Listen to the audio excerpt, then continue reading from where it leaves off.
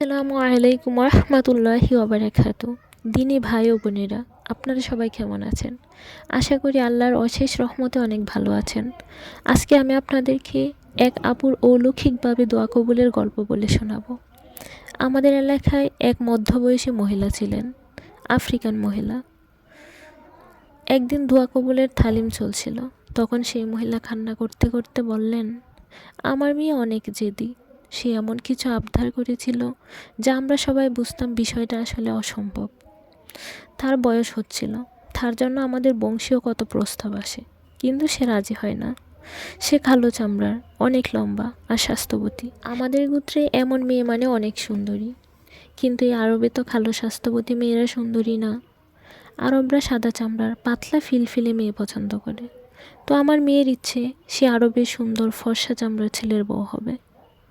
আমরা তাকে অনেক বকা দিতাম, বুঝাতাম যে এমন আশা করলে জীবনেও বিয়ে হবে না।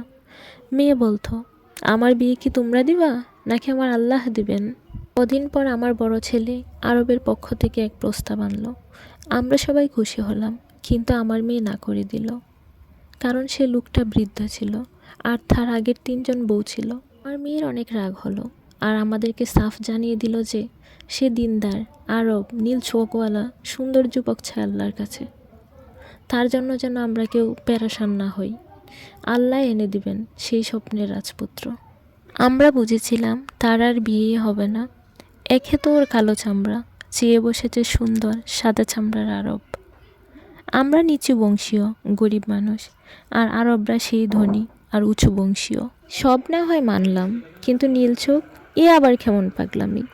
আরবদের বেশি থেকে বেশি খয়েরি চোখ হয়, কালো আর খয়েরি। নীল তো ইংরেজদের হয়। আমাদের তখন মনে হয়েছিল ও আসলে বিয়েই করতে চায় না, তাই এসব আবদার করে। একদিন ওকে অনেক বকা দিয়েছি, গায়েও হাত তুলেছি। আমার মেয়ে কান্না করতে করতে বলছে 1 সপ্তাহের ভিতরে সে বাড়ি ছেড়ে চলে যাবে তার নীল চোখওয়ালা জামাইয়ের সাথে।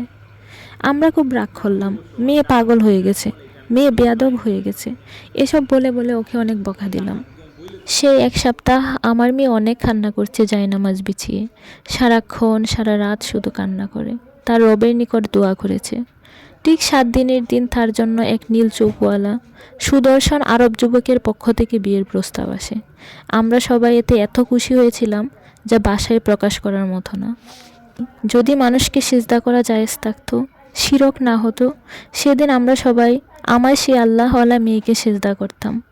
আমি অবাক হয়েছি আমার মেয়ের ইয়াকিন দেখে, তাওয়াক্কুল দেখে, ওর দোয়ার ক্ষমতা দেখে। আমি বিয়ের দিন আমার মেয়েকে বলেছিলাম সে কী বলে দোয়া করতো আল্লাহর কাছে। মেয়ে বলল, আমি সারাদিন ইস্তিগফার করতাম আর সারা রাত আমার পছন্দ ব্যক্ত করে দোয়া করতাম। আর আমার ইয়াকিন ছিল আল্লাহর কাছে সবই সম্ভব। আজ 8-10 বছর আমার মেয়ে অনেক সুখী সংসার করেছে। ওদের বাচ্চাগুলো অনেক সুন্দর সুন্দর, কেউ সাদা, কেউ কালো, আবার কেউ বা মাঝামাঝি। কিন্তু মজার বিষয় হলো ওদের সবার চোখই নীল। আমরা সবাই অবাক হয়েছিলাম। মহিলা প্রচুর কান্না করতে করতে কাহিনীগুলো বলেছিলেন, আর আমরা মারাত্মক রকমের ইমোশনাল হয়ে পড়েছিলাম। রাতের তাহাজ্জুদ আর ইস্তিগফারের কি ক্ষমতা! সুবহানাল্লাহ।